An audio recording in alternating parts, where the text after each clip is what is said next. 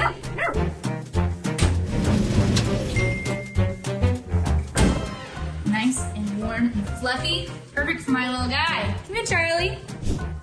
All right, if you want to get your own products, go to mypillow.com and use promo code Flyover to save up to 66% off.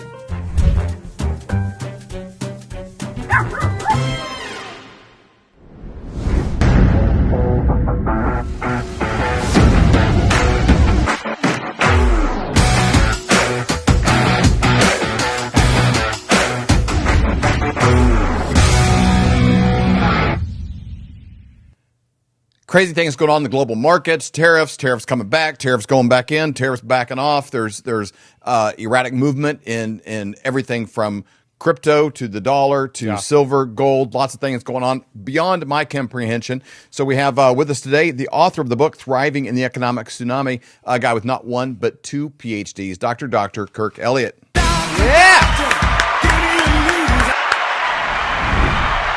The man! Hey, how are you guys? Good, doctor. How you doing? I'm doing well. With slightly more testosterone-fueled show today and not quite as attractive. Stacy's still out of town, so we're filling in here with Junior and myself, but we're mostly in receive mode on this one, and it's your brain that we're after here. So it's the big topic. You know, when you listen to, like, Daily Wire has this like quick 14-minute show they do each morning called The Morning Wire, and it's like, what are the biggest things going on? They're kind of just water skiing over the topics. They're not scuba diving into them. But like 3 of the 4 topics they talked about this morning were right up your wheelhouse. You know, from the stuff we're gonna be talking about today, the stuff we were talking about before the show started here. So really, really interested in what's going on in the markets. Well, I think a really good place to start is a continuation of what we've been talking about literally for months, and that's Trump's tariffs, because they kind of tapered off just for a little bit, right? When Trump took the 145% tariff off of China and went down to 30, and there's going to be this 90-day kind of pause, right? Well, we had actually talked about how, okay, this isn't going to be an ongoing forever pause, right? Because Xi Jinping isn't going to stand for it. And when you start to couple a couple of other stories in there, like the big, beautiful bill, the tariffs are necessary for all of this to work, right? So the stock market went blasting forward when the Chinese tariffs came down, and now that there's European tariffs that are being slapped on, and hefty ones too. So there's a 50% tariff on the European Union, right? And Trump's not looking for a deal. He doesn't want to deal with them. He's just going to slap a 50% tariff on them. So why would he say that? Well, they've been so egregious in some of the bilateral, multilateral trade agreements over the years that Trump said no, for crying out loud. And so when you look at what Europe offers, and by the way, this tariff comes into effect the beginning of July. Oh, right? wow. So it's long down the road. It's coming up pretty quick. So when you think, Colton and David, what does Europe offer? What kind of things do we buy from Europe? Right? It's like, well, wine and cheese. Wine, cheese, cars. Right? Yeah. You think of all the cars, whether it's, that are coming from the European Union, whether they're Mercedes or Audi or Porsche or Ferrari, BMW, Ferrari, BMW. I mean, good grief. A lot of expensive cars that are going to be 50% more expensive, even though they weren't cheap to begin with, unless, they're manufactured in the United States. Like Mercedes has a plant in Alabama, so those particular models aren't going to be tariffed, right? So, smart. So this is what Trump is saying. We just want to bring jobs back to America. This is part of what is going to make the deficits that are going to be increased on the big, beautiful bill tolerable and actually sustainable. Yeah. Right. Without this, literally, and Secretary Bessent talked about this maybe 4 days ago. He said, look, there is deficits that are going to come from this. This is not, liberal talking points. There is. However, this is why we need to grow the economy to pay for it. Right. So to me, that's a big if. Right. Because if they don't, this is a colossal failure of a bill. Yeah. If they do, it changes the way America thrives, right? And so this is why the left is so opposing this. Yeah. Right? And it's like opposing Trump on every single facet of everything that he does because they want this to fail so he can get the blame for it. Right? So here's what else is coming from Europe though. While this political battle is going on, how about Nestle? Right? Well, we get that. What about pharmaceuticals? Right? So France, a huge provider of big pharmaceuticals, right? So all these are going to be more expensive. And also, I was looking at the iPhone. So Trump he was talking to Tim Cook, right, and threatening Apple. It's like, well, we're going to put a 25% tariff on all iPhones that aren't manufactured in America. See, this is kind of a big deal because Apple just put $1.5 billion into a manufacturing plant in India. So what are they going to do? Right? It's like, well, you better start manufacturing in America, right? Because a 25% tariff is going to be really expensive. Huge. Now, manufacturing all of that in America is going to make iPhones more expensive, right? So this is the counterpoint. Yep. It's like the estimate on an iPhone manufactured in America is $3,500 versus what it is today, and that's obviously for the high end model, right? But still, what is this? What is the offset? Well, you manufacture them here, you're going to create jobs here. Right? Jobs create spending, and spending will then keep up with the inflationary pressures of everything that we're seeing with these tariffs. Right? So Bessent, Trump, they're absolutely right. If they don't create jobs, then this big, beautiful bill is a colossal fail. And the Democrats are committed enough, like they're committed enough that they would, they'll kamikaze if they need to. They would hurt the pilot to make sure he doesn't land successfully, not realizing they're also on the plane. Yeah, I mean they will do tactics like that, right? So because I'm not just saying that they will. It's because they've proven that they will over and over and over and over again. There's very little regard for anybody other than their agenda. Yeah. Right. Yeah, so Kirk, I got a question for you. When you said earlier, you said that if he pulls this off, it's going to be huge for our country. If he pulls off the big, beautiful bill, and is able to fund it. Is there anything in there? Because I look at it when we first started talking about tariffs. Kind of the idea was we used to fund our entire country using tariffs, and then we started an income tax. We kind of lowered the tariffs now, so we kind of made our markets more of a global market than in-home structure. And for me, it felt like tariffs were supposed to be replacing income tax, but now it's like we need 100% of the tax and these tariffs now in order to pay for this new thing. Is there anything in these? Because it seems like instead of using tariffs as a tool, he's using it as a political tool. Like I was joking with my dad this morning. It's almost like tariffs were like a belt. And I was like, oh, we're holding up our pants now, great. And it's like, no, that is for spanking. Like he's taking that belt off and just, boom, in China, whoopah, come to dad's room. We're going to do spank time here.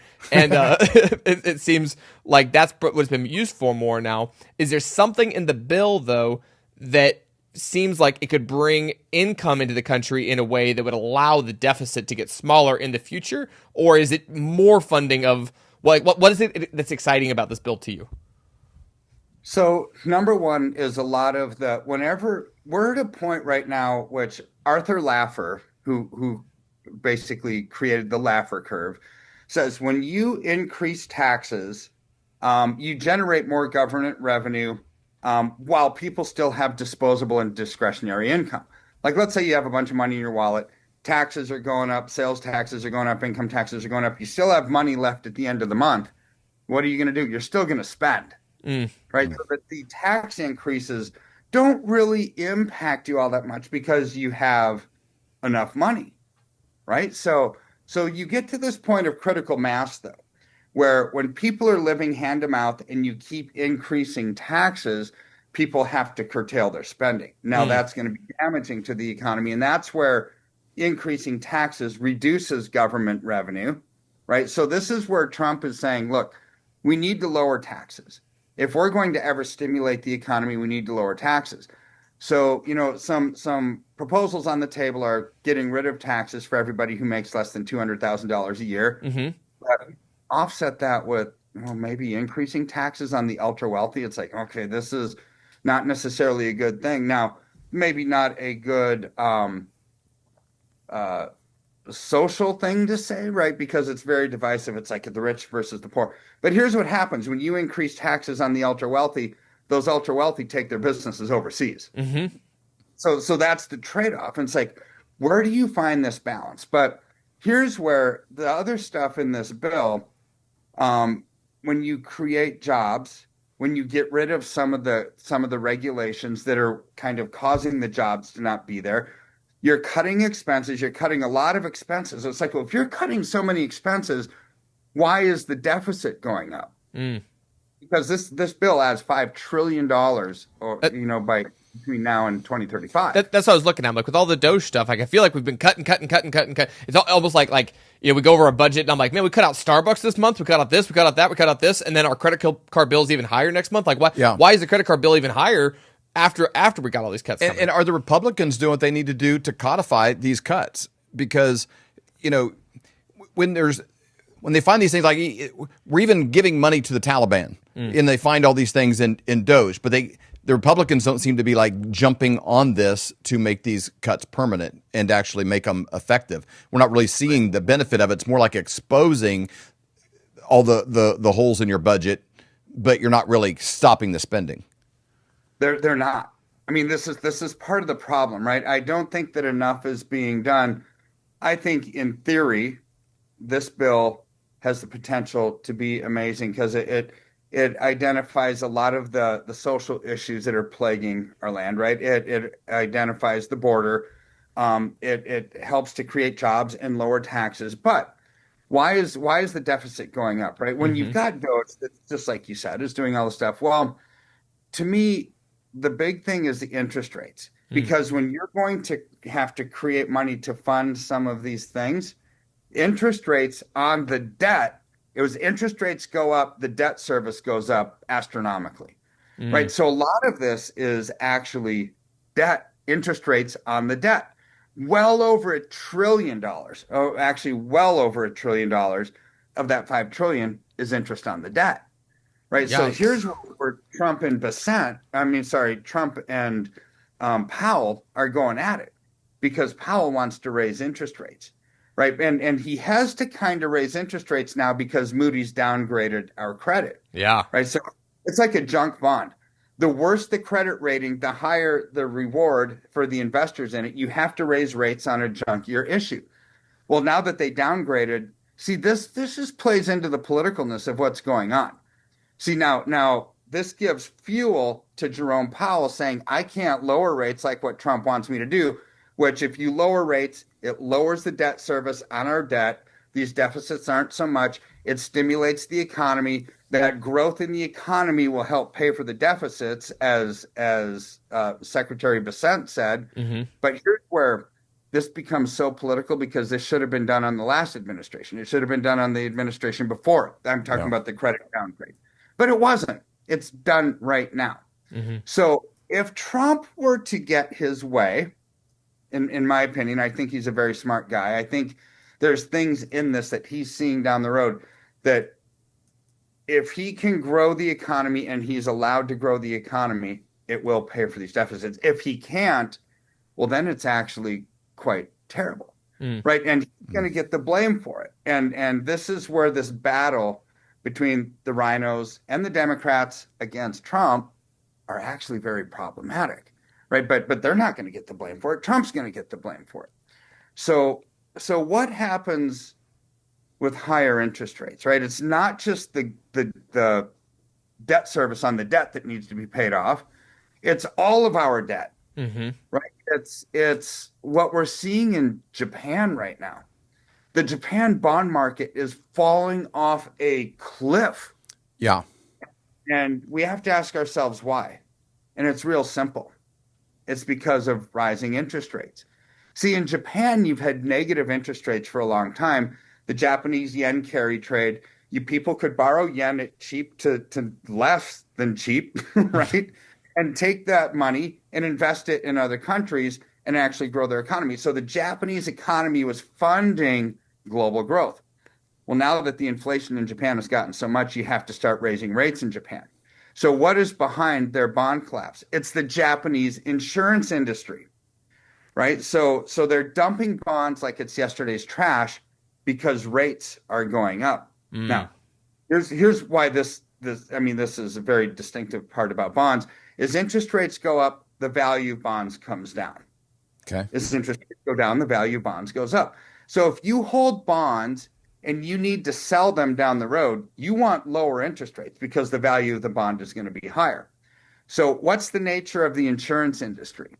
It's like, well, they pay beneficiaries and people die, right? So they're constantly selling bonds. So when interest rates are going up and they're having to sell bonds at a lower price, they're losing money hand over fist. So they want to get rid of them now because this is called the duration gap. So the duration gap is they're holding 30-year bonds, but most of the people that have beneficiaries aren't going to live that long, right? There's constantly people dying.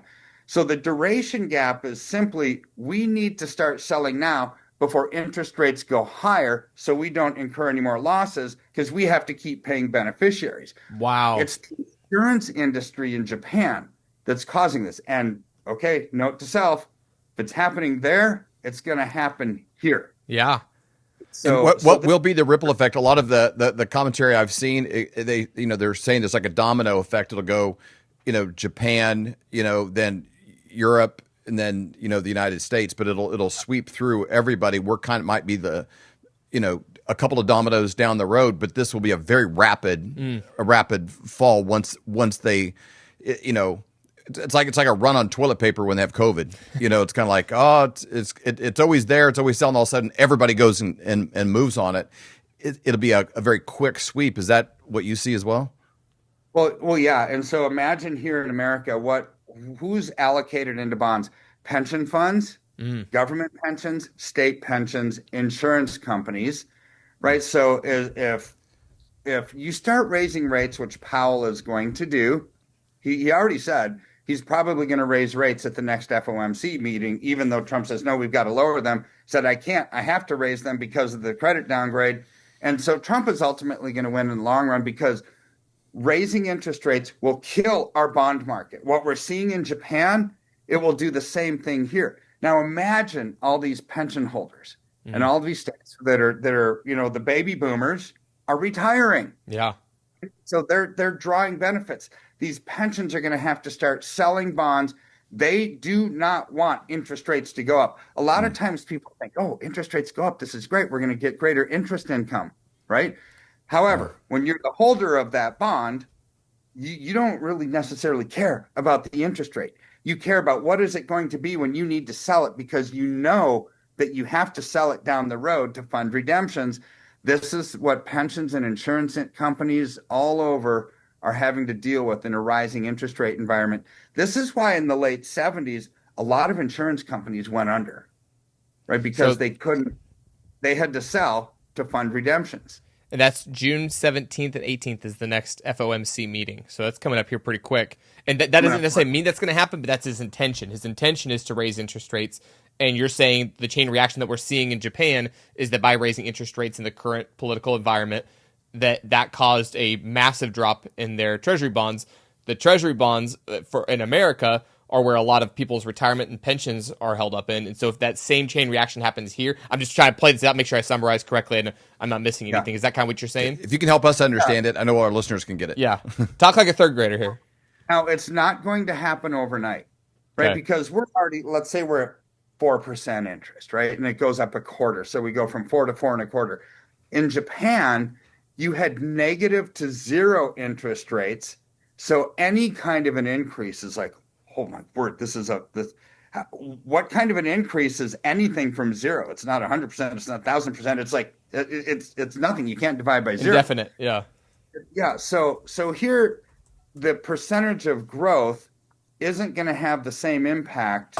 It's something, a 0.25% increase in Japan is massive versus a 0.25% increase in America is not so much, even though it's the same, because we're starting from a higher point. But keep going on, and then we have another quarter, and then maybe we have another quarter. Yep. Now we start to see the domino effect and the spiral starting to happen. Okay. And when you look at the charts on that, because it is negative, but this is very quick. I mean, in the last couple of years, but then this year, it is almost like vertical spike on those interest rates. That's got to make those guys, sweat run down their backs. Over there. I mean, it's literally up like this. Yeah. So what do you do when the government's running out of money and nobody wants your bonds anymore? You start to print even more. Well, this is why they had to raise rates to begin with, is because they printed too much money. So it's this vicious cycle, right? It's like on the Austin Powers movie, the big huge fat guy. Says, I eat because I'm unhappy. I'm unhappy because I eat. Yeah. It's like it's this vicious cycle that you can't get out of. And so this is the problem. When you try to keep markets held together with stimulus money and put a Band-Aid on it, rather than just letting them heal naturally. Like in 2008, 2009, if they would have just let that market heal and correct, we wouldn't be in this problem right now. But what did they do? They threw stimulus money at it. They threw TARP at it. They threw all these other things at it over the years. Whenever there's a crisis, it's like, hey, we've got a printing press. Let's just print money and we'll hide the fact that there's really a problem. Well, then the problem, when it manifests itself, is a big one, like what we're seeing in Japan and like what we will see here if they keep raising interest rates. And here in the United States, they can keep people distracted with the auto pen and, cleaning up the Biden mess and all this, kind of drama. And, Beyonce's the world's greatest country singer, Epstein killed himself. Yeah. This can sort of happen over here, and then all of a sudden it's on us at once, and the majority of people don't really adapt. So that's why I'm glad, that we have these conversations with you. What is the best move for people you see this coming? If there is a tsunami coming, how do they protect themselves? I mean, obviously our focus is silver, tangible things that can't be manipulated, printed, and run. But how does owning precious metals protect you against this domino effect that's sweeping the globe? Well, because it's real, there's a flight for quality that starts to happen. Every time there's a crisis globally throughout history, when people don't know what to believe anymore because the foundations around them are eroding, and the normalcy bias starts to fade, meaning, well, these kind of things didn't impact me in the past, so they're not going to impact me now and in the future. Right? So people are slow to change, right? So, but we're at that point where the slow to change is now, we've kind of run that course, and I think people are going to be quick to change because we've already lived through a lot of the chaos and things aren't working out so hot. So this is where gold and silver as a flight for quality come into play. What do I mean by flight for quality? It's like, it's tangible. It's real. You can't print it out of thin air. It's a scarce resource. Right. It goes up with inflation. This is why central banks hedge funds, billionaires all flock into it, right? When there's crisis times, but especially during inflation times. Yeah. And when you've got crisis and inflation, when it's an inflationary crisis, that's what actually makes it a really, I hate to use the gambling terms, but it's a safe bet, right? You want to minimize risk and maximize return. That's what gold and silver bring to people in times like this. So good. I know the dollar's fallen so fast. I heard two different. This just jumped out at me. Tom Cruise had a movie come out this weekend. I think the movie industry kind of just wishes he could come up with something every year because he makes these movies that are what do they call it? Profitable. People go see them, which is a rare thing, in Hollywood. But they referenced the current Mission Impossible movie because it's the big blockbuster this weekend. They're comparing it to the last one that came out. It was 2018 or 2019, and they're given the numbers, but then they always give this caveat, and those numbers aren't adjusted for inflation. Well, they used to use terms like adjusted for inflation for something from the 50s or 30 years ago, not like 3 and 4 years ago. Such a good point. And so when they have to use the term, and those numbers aren't adjusted for inflation for the last Mission Impossible movie, which they come out, I'm like, wow, that means it's happening so fast that those numbers are irrelevant from the last movie that came out in short windows. It's happening so fast. Wow. We're boiling at an incredible rate. So I'm very thankful we have you. Can I ask one more question here? Yeah. You're talking about pensions, pensions that people have. I know people's retirement accounts are kind of a touchy subject, but also it's a specialty of yours. You're able to really help people with that. What are some ways, if people are listening to this today and they're like, oh my gosh, he said pension, what's our pension? And they start looking it up. Oh my gosh, the majority of our pension is in U.S. Treasury. Like they start kind of pulling that string. What options are available to people? Can they even get money out of those accounts? That's a question we get all the time. They're like, hey, I have this pension account. Can I even get my money out? What kind of accounts can people move their money over into? It depends. There's a critical date on pensions where once you retire, you have this date of, do you want to receive interest payments for the rest of your life or for the next 20 years or whatever? If you've gotten to that point, you really can't do anything because you've given up control to the pension owner, which is actually the pension. You're the recipient. You're not necessarily the owner. You're the recipient of it. Now, if you're working, you're about to retire, you just retired, and you have this option, I would roll it over into a traditional IRA. That's the out. That's the tax-free rollover, where then you have control over it for the rest of your life. If you do that, then we could put it into precious metals. You could put it into gold, silver. You could put it into stocks, bonds, real estate, mutual funds, whatever you want, right? So I would, but if you've already rolled it over, you might not even have investment direction, right? Because they control it. Mm-hmm. They control the asset allocation. They control everything because it's their fund. And you just keep getting the income streams, as long as you can, right? But on that, do they guarantee percentage? I've not looked at this too much, but do they guarantee percentages when they're like, hey, do you want interest payments for the rest of it? Do they actually guarantee the backing on that, no matter what the bonds do, or is it still connected to how the Treasury bonds do? Well, it's usually a function of their income. So it's like, all of them are different. I mean, you can't make a broad brush statement, but generally speaking, it's like, if you've worked for 20 years, you're going to get 75% of your highest salary for the next 20 years or 30 years or whatever. Okay. Right. So if they're going to get a guaranteed payment, that puts the onerous of the risk on the pension fund. Right. Right. Which is then what? If they start falling behind, they start borrowing from other funds, like Social Security starts borrowing from other funds or whatever. Mm-hmm. But ultimately, this is the end result of all pensions that are guaranteed payments out, because at some point you hit a point of critical mass. There's more people in retirement than there is actually people working and paying into the system, which is why, over the last decades, there's been this movement away from defined, benefit plans into defined contribution plans, like a 401k.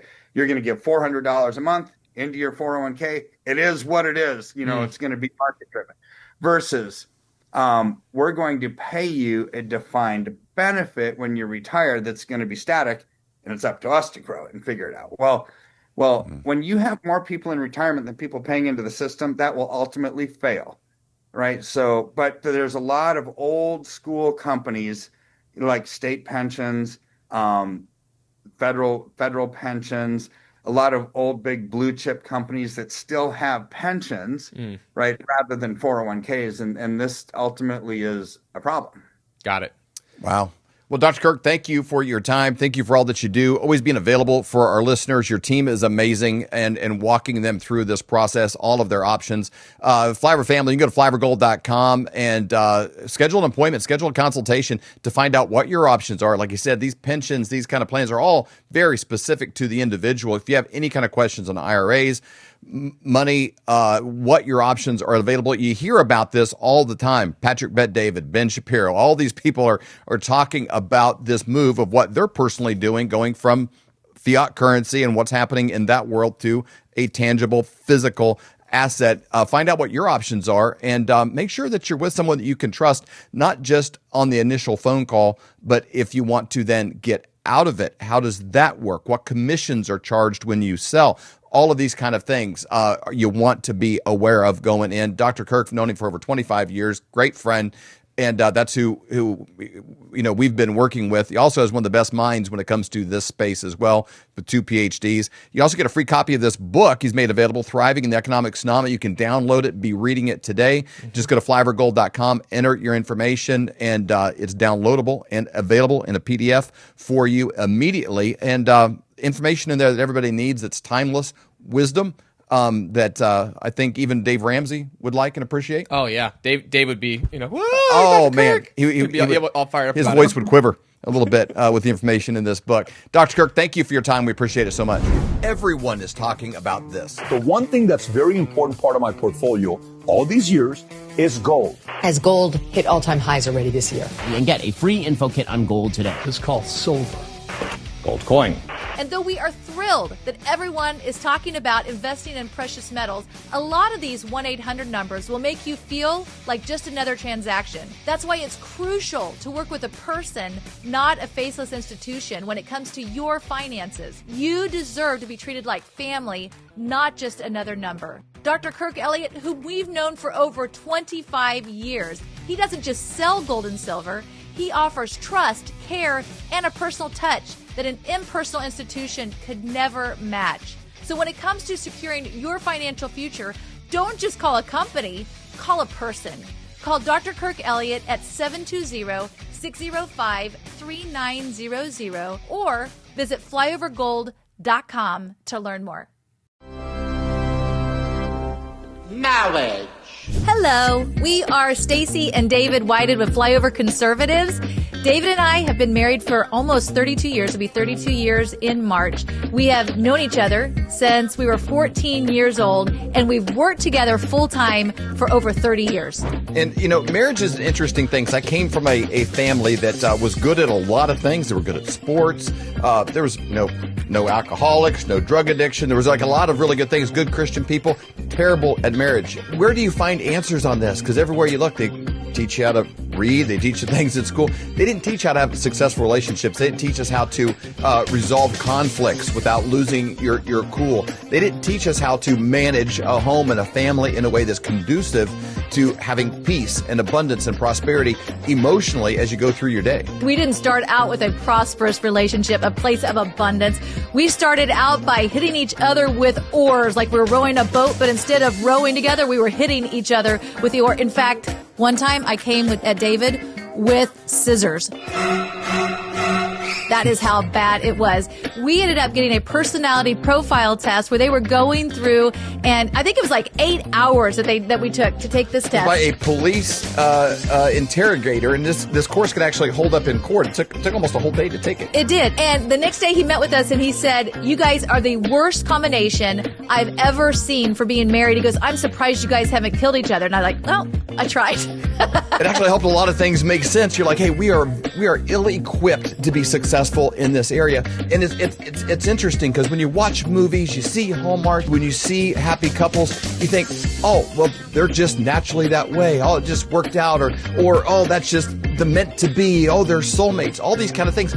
Most things in life of value that you know how to do, there's a skill set attached to it that most of the time no one took you to the side and shared those things with you, especially in the most important area of your life, your marriage. That's exactly right. So if you're sitting at home tonight or you're watching on your phone and you are thinking, man, we are just limping along. If we could just be good, that would be amazing. Or maybe your marriage is good and you're thinking, man, if it could be great, that would be unbelievable. Or maybe your marriage is great and you're like, can we make it prosperous? That would be phenomenal. Well, this course is for you. Prosperity is just abundance. It means you have more than you need in any certain area. You're doing better than just getting by. You're not just limping along. If you don't have enough skills in your marriage, you're not going to be prosperous. And so we've been collecting and accumulating great ideas, tips, and hacks that we've applied, shared with people all over the world, and with our kids, and the things that we want to pour into even our own children, we have written down and want to give to you.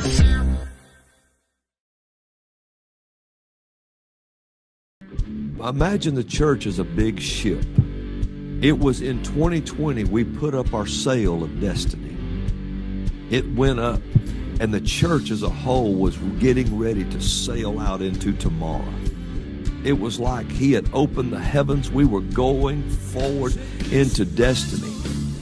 And just about the time we were ready to set sail, the skies turned black and the wind was blowing, and lightning was flashing, and it started trying to hit our sails and blow it apart. And we looked at the election. Everybody said, it's fine. Went to bed that night, woke up, and all hell had broke loose. Suddenly, it was put on hold. Everything went on hold, and we had to fight a war.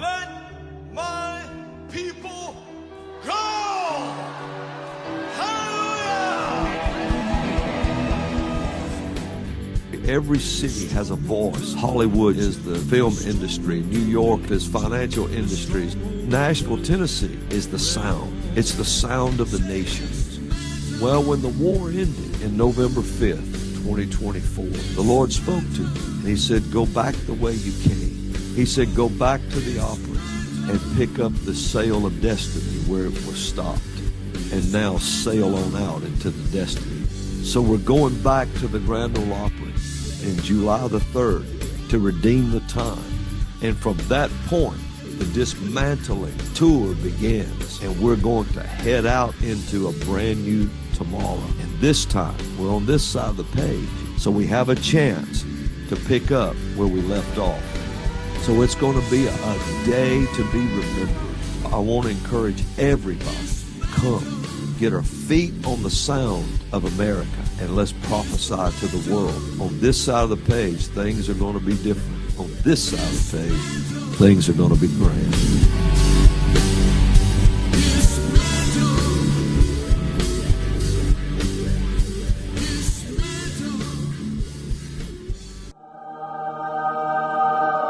Hey, Flyover family, we have a brand new sponsor for the Flyover Conservative Show, Heaven's Harvest.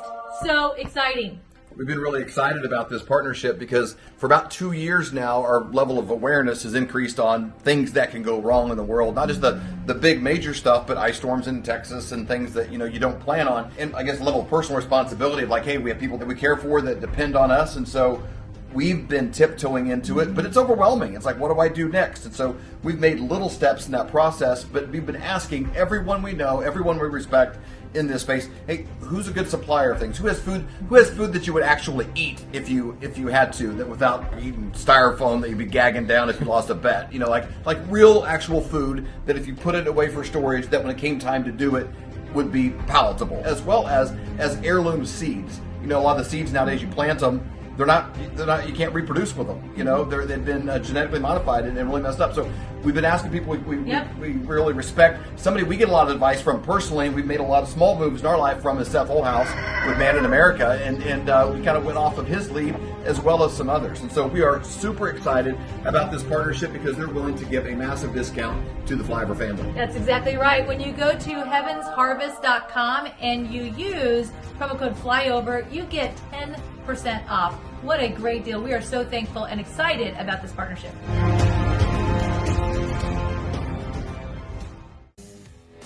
We hope you've enjoyed this episode of the Flyover Conservatives podcast with David and 𝗬𝗢 Whited. Please subscribe, hit the notification bell, and leave us a comment below. Lastly, if you enjoyed today's podcast, share with those who came to mind. Be blessed and make it a great day.